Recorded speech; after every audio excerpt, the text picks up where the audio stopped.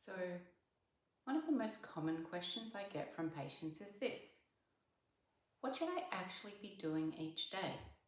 Not just medications or appointments, but day to day. What really matters? And it's a very reasonable question because once you leave the clinic or the hospital, most of heart failure management actually happens at home in your day-to-day routine. There is actually a very important role that you play in your own self-care here, and is most likely the key thing that you can do to reduce the likelihood that you end up sick.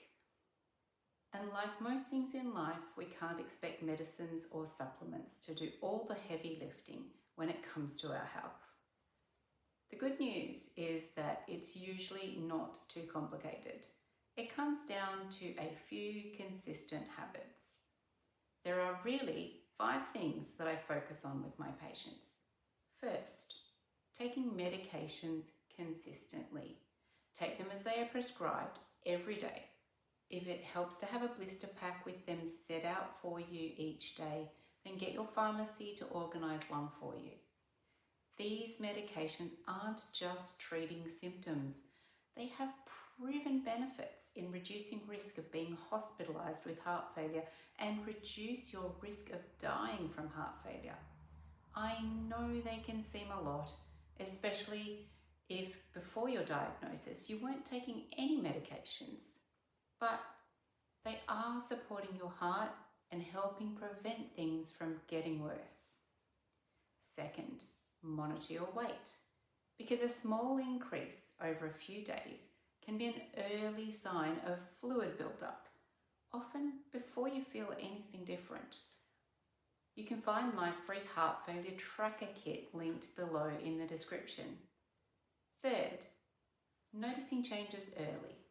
Things like more breathlessness, more fatigue, increased swelling such as in your feet or ankles or legs. You might notice your shoes don't fit or your jeans are too tight around the calves.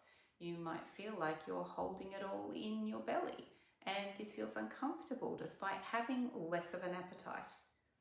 These changes don't usually happen suddenly.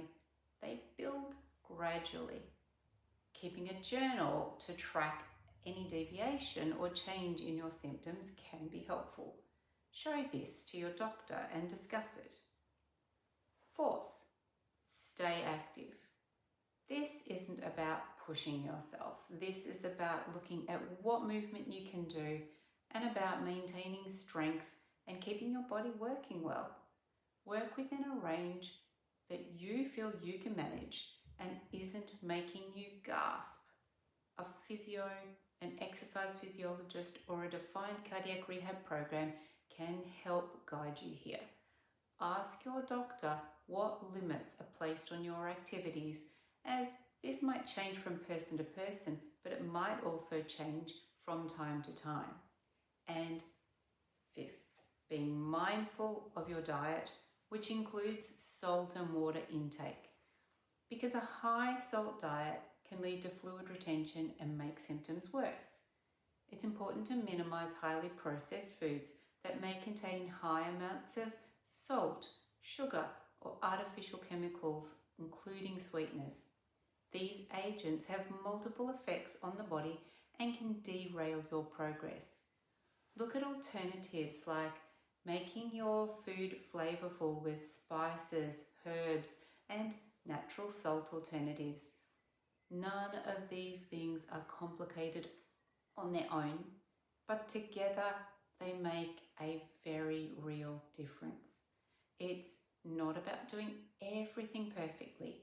It's about doing a few important things consistently. And when those habits are in place, then things tend to feel much more stable and much less overwhelming. If you'd like a simple breakdown of this routine, I've written it out clearly in my blog. I'll link that below. And if ongoing guidance like this would be helpful, you're very welcome to join my email updates, courses, or upcoming collective as well.